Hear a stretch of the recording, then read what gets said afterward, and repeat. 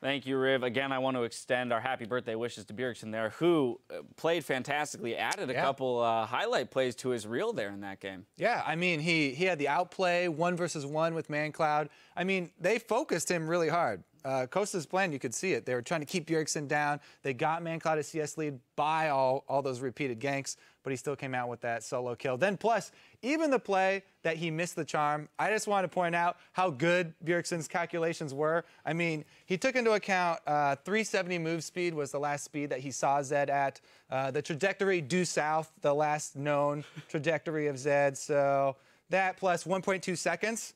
And he almost got him. I mean, if he had kept moving in the same path, that charm was going to land. But Zed just stopped moving and started recalling as soon as the vision wore off. So good effort, Bjergsen. It would have hit. He overthought it. Too much time spent on the calculations. He's too good. Right? That's what it is. He's too good. He predicted everything a bit too much. All right. Now to the actual gameplay, break down the game itself. We found, as you mentioned, Coast dedicating a lot of their resources to that mid lane in an attempt to put ManCloud in a good position.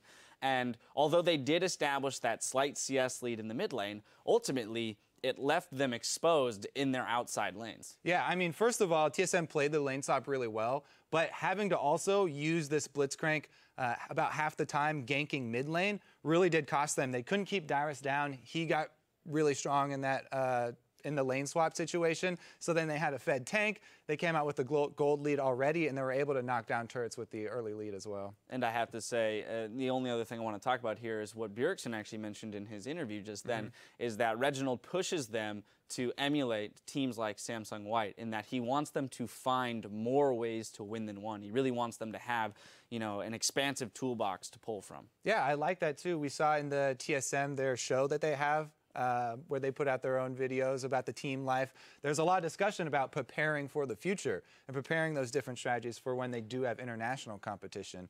And lane swaps are definitely a big part of that as well. We've seen back-to-back games now where the more veteran team absolutely crushes with the lane swap and takes that early advantage and never lets their opponent back into the game. Well, as we've seen, they're looking pretty strong already, TSM. We'll see if they continue to expand that strategic pool and rise up the standings. We are going to pull up those standings, though, to see how things look after today's matches. In the top spot, it is Team Solo Mid with only 1 loss, and 1 game back from them. In second, it's CLG.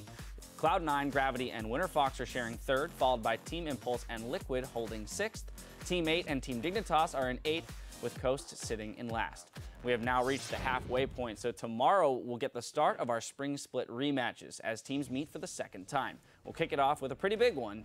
Cloud9 versus CLG, followed by Team Liquid facing off against Team Solo Mid, and we'll conclude Week 5 with Team Impulse versus Gravity. That will hit your browsers noon Pacific, 6 p.m. Central European time. So be sure to tune in for those, as, again, there are some pretty big matches tomorrow. Now for myself, the casters, and the entire broadcast crew, thank you for watching, and we'll see you back here tomorrow.